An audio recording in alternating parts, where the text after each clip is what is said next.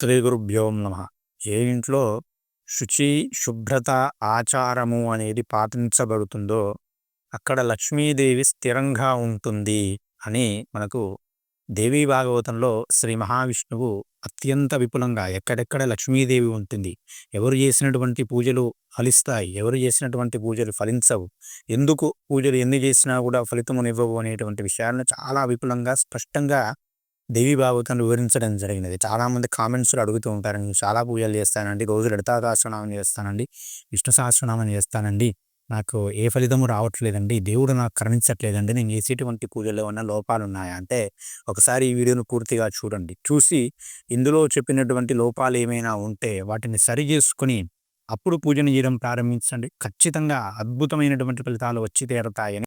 ఏ ఇంట్లో శుచి, శుభ్రత, ఆచారము పాటిస్తారో ఆ ఇంట్లో లక్ష్మీదేవి స్థిరంగా ఉంటుంది. దైవతానుగ్రహము అనేది తొందరగా వారికి కలిగేటువంటి అవకాశం ఉంటుంది. ఎందుకంటే శుచి, శుభ్రత లేకుండా మనం పూజలు చేస్తే అవి ఫలించవండి. శుచి, శుభ్రత ఖచ్చితంగా పాటించాలి. శుభ్రత అంటే ఇల్లంతా కూడా శుభ్రంగా ఉండాలి. చెత్తా చెదారము ఎక్కడ పడితే అక్కడ బట్టలు వేయడము, చెప్పులు ఎక్కడ పడితే అక్కడ విడవడము, ఎంగిలులు అనేవి ఇంటి నిండా వేస్తూ ఉండడం, ఎంగిలి నీళ్ళు ఉంచడం అనేవి చేయకూడదు. శుభ్రంగా ఉండాలి ఇల్లంతా కూడా. అంటూ, ముట్టు, మైల అనేవి ఖచ్చితంగా పాటించాలి. అంటూ, ముట్టు, మైల అనేటువంటివి 3 పాటించకుండా మీరు ఎన్ని విష్ణు సహస్రనామాలు, ఎన్ని లలితా సహస్రనామాలు, ఎన్ని పూజలు చేసినా అవి ఫలితాన్ని ఇవ్వవని నిర్మొహమాటంగా చెబుతాను.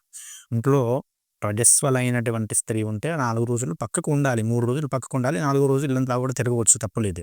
మొత్తం దేవతాగదిని ముట్టుకుంటాను, నేనే వండి పెడతాను, నేను 5వ రోజు వచ్చి లలితా సహస్రనామం చదువుతాను అంటే ఎలా ఫలితాన్ని ఇస్తుందండి? అమ్మవారు శక్తి స్వరూపిణి. మనము ఇంట్లో ఒక కరెంటు సంబంధించినటువంటి దాన్ని పెట్టుకుంటే ఎంత జాగ్రత్తగా ఉంటాం, దాని దగ్గరికి వెళ్ళకుండా ఉంటామా, ఉండమా? అలాగే ఇంట్లో దేవుణ్ణి పెట్టుకున్నప్పుడు దేవుని గది దగ్గరికి అంటూ ముట్టు మైల ఉన్నప్పుడు వెళ్ళకూడదు. ఏదైనా సగోత్రీకులు మరణించినప్పుడు మైల ఉంటుంది. 11వ రోజు వరకు కూడా అటువైపు వెళ్ళకూడదు. అదేవిధంగా పురుడు అనేటువంటివి వచ్చినప్పుడు కూడా దేవుని దగ్గరకు వెళ్ళకూడదు. ఆ నియమాన్ని పాటించగలగాలి. అంటే నేను ఇవి పాటించలేను, పూజలు వదిలేస్తాను అంటే అది మరింత దరిద్రము. ఎందుకంటే ఇది ఎలా ఉందంటే, నేను ఇంట్లో మెయిన్ పెట్టుకోలేను అని కరెంటు తీసేసుకొని చీకట్లో బతుకుతావా? బతకలేం గదా! కాస్త ఎలాగోలా కాస్త దూరంగా ఉంచాలి. కాస్త కష్టమైనా కూడా పాటించాలి. పాటిస్తే మీరు నిజంగా తక్కువ పూజలు చేసినా గూడా అవి అద్భుతమైనటువంటి ఫలితాలు ఇస్తాయని స్వయంగా శ్రీమన్ మహావిష్ణువే చెప్పడం జరిగింది. అంతేకాదండి, విడిచిన బట్టను కట్టుకోకూడదు. ఒక్కసారి బట్టను విడిచామంటే మళ్ళీ దాన్ని ఉతికితేనే కట్టుకోవాలి. ఎందుకంటే సైన్స్ కూడా చెబుతుందండి, మన శరీరంలో ప్రతిరోజు కూడా డెడ్ సెల్స్ అనేవి ఉంటాయి. అవి వచ్చి మన శరీరం నుంచి బయటికి వచ్చేస్తుంటాయి. చనిపోయినటువంటి ఆ కణాలు, అణువులు అనేవి కూడా అవి వచ్చి మన వస్త్రాలను అంటుకొని ఉంటాయి. ఒక్క వస్త్రాన్ని వారం రోజులు తొడిగితే ఎంత దరిద్రం ఉంది. జ్యేష్ఠాదేవి ఆ శరీరాన్ని ఆశ్రయించుకొని ఉంటుంది. పరమ దారిద్ర్య హేతువు కలిపురుషుడు అతడి చుట్టూ కూడా తిరుగుతూ ఉంటాడు అని మనకు పురాణం దేవి భాగవతం చెబుతూ ఉన్నది. కాబట్టి ప్రతిరోజు ఒక్కసారి బట్టను విడిచాము అంటే మళ్ళీ ఆ బట్టను కట్టుకోకూడదు. ఉతికిన తర్వాతే కట్టుకోవాలి. మనకు జానపదాలలో ఒక అద్భుతమైనటువంటి మాట ఉంటుందంటే అది వేదాల్లో నుంచి వచ్చినటువంటి మాటే. స్వయంగా లక్ష్మీదేవి చెప్పినటువంటి మాట ఏమిటంటే, "కట్టి విడిచే బట్ట కట్టడే రాజు, ఆ ధర్మానందనుని ఎడబాయలేని" అంటుందట లక్ష్మీదేవి. అంటే ధర్మరాజు గారు కట్టిన బట్టను విడిచేస్తే మళ్ళీ కట్టడట. అంటే ధర్మరాజు గారిలాగా రోజుకో కొత్త బట్ట కట్టలేము. ఆయన అందుకే అరణ్యాలలో అజ్ఞాతంలో ఉన్నా కూడా ఆనందంగానే ఉన్నాడు. నిత్యము కూడా పురాణ శ్రవణ చేస్తూ, అతిథి సేవ చేసుకుంటే, సాక్షాత్తుగా శ్రీకృష్ణ భగవానుని యొక్క ఆశ్రయం పొందుతూ అడవుల్లో ఉన్నా కూడా ఆనందంగా ఉన్నాడు. దుర్యోధనుడు దుర్బుద్ధితో, దుష్ట సంస్కారముతో అంతఃశుద్ధి లేనివాడై, శుచి శుభ్రతలో అంతఃశుద్ధి కూడా ప్రధానమైనది. అంతఃశుభ్రత లేనివాడై అంతటి రాజ్యంలో ఉన్నా కూడా నిత్యము దుఃఖితుడై భయంతో కొట్టుకు తెచ్చాడు. కాబట్టి అంతఃశుభ్రత, బాహ్య శుభ్రత అనేది అత్యంత ప్రాధాన్యం. ఈ ధర్మము పళ్ళు తోముకోవడం మొదలు స్నానము చేయడం వరకు ప్రతి విషయం గురించి కూడా వేదం చెప్పిందండి. అంత సుదీర్ఘమైనటువంటి, సూక్ష్మమైనటువంటి ధర్మాలను చెప్పింది. స్నానము అంటే నీళ్లు పోసుకొని రావడం కాదండి. గంగాది నదులను స్మరిస్తూ చేసినటువంటి దానినే స్నానము అంటారు. గంగాది నదులు స్మరించకుండా ఏదో 2 చెంబులు మీద పోసుకొని వచ్చానంటే దాన్ని ఒళ్ళు తుడుచుకొని రావడం అంటారు. దాన్ని స్నానంగా ఈ శాస్త్రం చెప్పదు.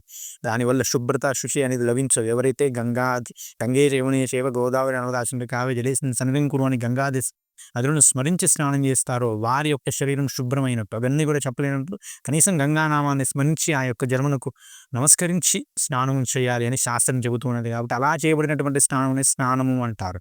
స్నానం చేసిన తర్వాత ధ్యానం చేయాలి, ఈశ్వర పూజ చేయాలి ఖచ్చితంగా.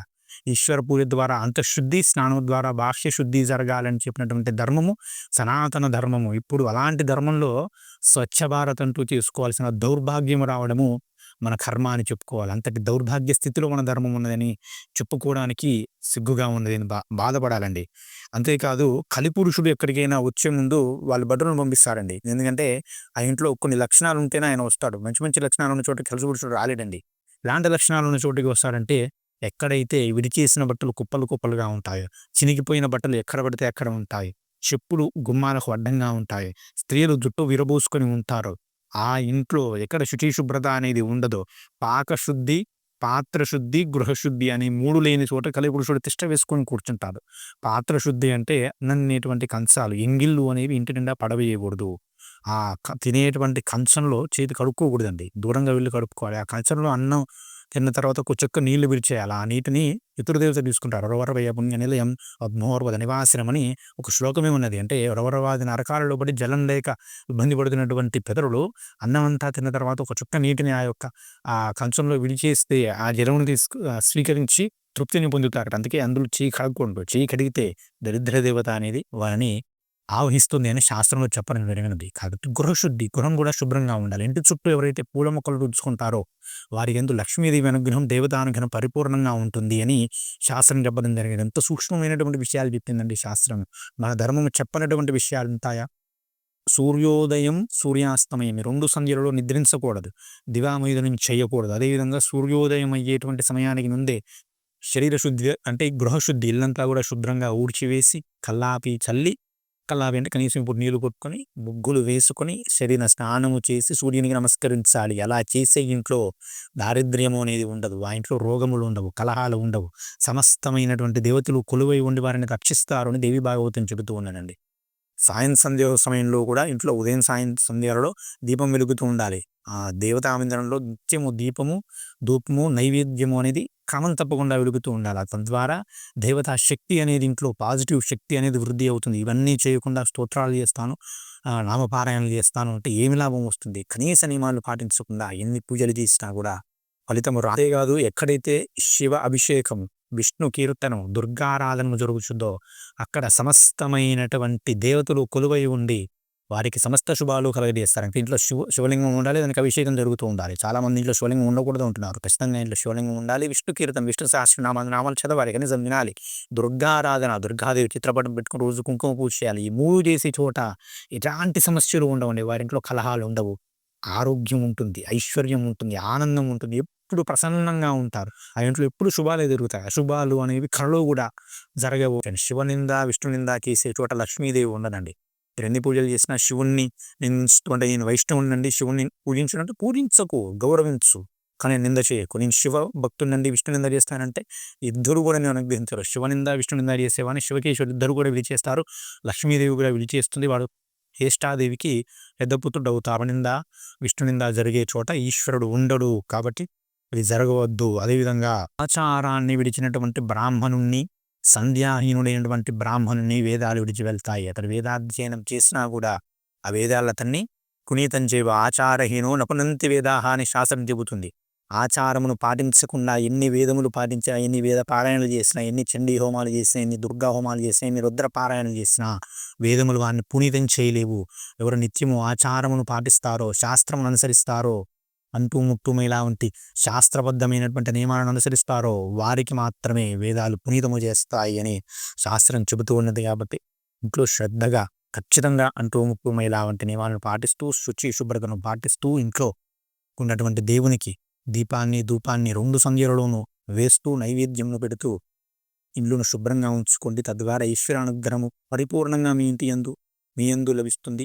మీ ఇంట్లో ఆధ్యాత్మిక దైవీ శక్తి అనేది దినదిన ప్రవర్ధమానంగా పెరగడం అనేది మీరే స్వయంగా చూస్తారండి. ఈ యొక్క నియమాలను పాటించి చూడండి. ఈ సమస్యలన్నిటికీ కూడా సహజమైనటువంటి పరిష్కారం లభిస్తుంది అని దేవి భాగవతంలో శ్రీమన్ మహావిష్ణువు చెప్పినాడు. కాబట్టి తను ఖచ్చితంగా పాటించేటువంటి ప్రయత్నం చేయండి. ఇకపై పాటించండి. ఇంతవరకు ఏదైతే అదేంది, ఇకపై పాటించడం ప్రయత్నం చేయండి. తద్వారా శుభ ఫలితాలను పొందండి. ఓం నమో నారాయణాయ నమః. శ్రీమాత్రే నమః. స్వస్తి. జై శ్రీరామ్.